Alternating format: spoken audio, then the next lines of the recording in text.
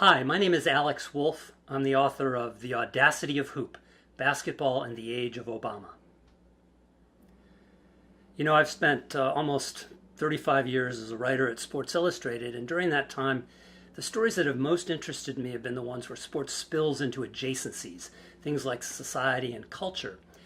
And when this candidate emerged in 2007, who'd used basketball to shape his racial identity in Hawaii, and who had actually won his bride through the game of basketball, and who bonded with voters with basketball. Once he occupied the Oval Office, I wanted to keep an eye on him and find out, okay, is he going to use the game to govern? Is he going to use it to project American power overseas? Is he going to use it domestically? And sure enough, he did. And then when he was reelected in 2012, it seemed to me there must be enough here for a book. There is a long tradition of presidents being identified with sports. Teddy Roosevelt weighed in on issues having to do with college football. Dwight Eisenhower, a great golfer, played more than 800 rounds of golf while he was in office. But I would wager that Obama is more identified with his sport, basketball, than any other president has been identified with any one sport. And Obama used basketball in an unusually public way, playing it, connecting with the public by filling out a tournament bracket, and so forth. We were very lucky to be able to get access to photos from the lens of Pete Souza, the official White House photographer, when Barack Obama's getting a private tour of the trophy room of Magic Johnson's LA home, where he's cooling out after playing pickup ball with George Clooney. Souza was there documenting it. But perhaps my favorite images are ones that remind me of the pictures that were taken of John and Caroline Kennedy in the Oval Office back when John F. Kennedy was president. They're pictures of Barack Obama shooting and dribbling with his daughters Sasha and Malia. A real peek behind the curtain at the first family. Well, I took as my brief the entirety of basketball around the age of Obama. So I wanted to write about Republicans who played basketball during this era. And imagine my surprise to find that David Koch, of one of the Koch brothers, had been a great star at MIT back in the early 60s. That was a wonderful discovery. The other thing that really astonished me is just how good a basketball player, even as he has turned 50, the Secretary of Education, Arne Duncan, is.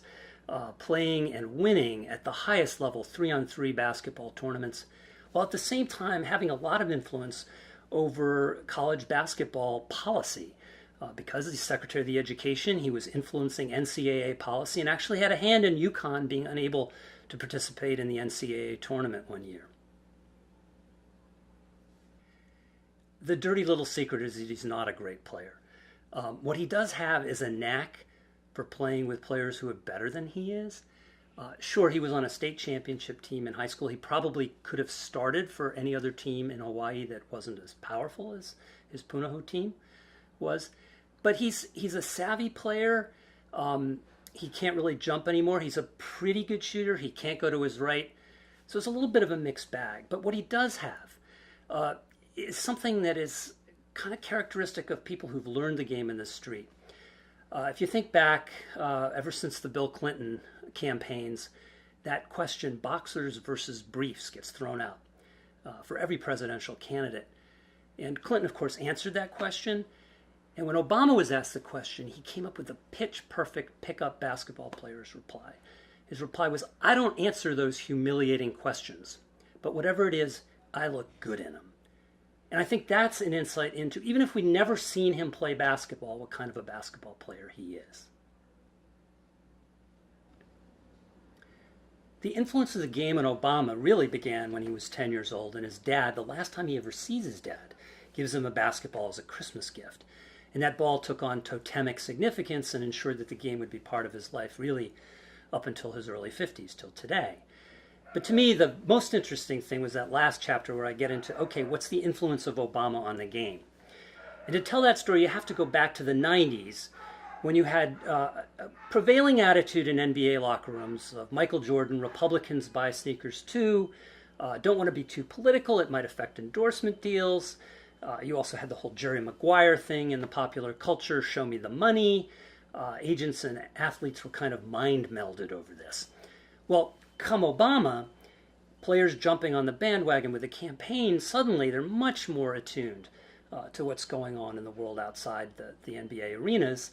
And you see Derrick Rose leading the Black Lives Matter movement. You see Steve Nash and the Phoenix Suns taking the initiative of protesting against Arizona's anti-immigration legislation. You see Jason Collins coming out.